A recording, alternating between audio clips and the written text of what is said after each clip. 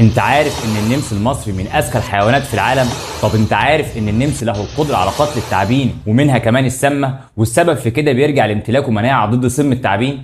انت عارف ان النمس اسرع من الكوبرا، وكمان خفه حركته دي بتساعده على تغيير اتجاهاته بسرعه، وعلشان ردود افعاله سريعه بتسمح له انه يتجنب لدغات الكوبرا؟ انت عارف ان فرو النمس سميك وعلشان كده سم الافاعي مش بيوصل لجلده اصلا، وده السبب انه ما بيتاثرش بسم الافاعي، ولما الكوبرا بتدخل معاه في معركه فهي في الحاله دي بتبقى عارفه كويس ان عمرها ما هتكسب المعركه دي، وعلشان كده الكوبرا بتفكر دايما انها تتراجع وتهرب، لكن النمس مش بيعتقها. ده انت طلعت نمس يا نمس. بيوصل طول النمس بالديل بتاعه ل1 متر ووزنه ل9 كيلو جرام.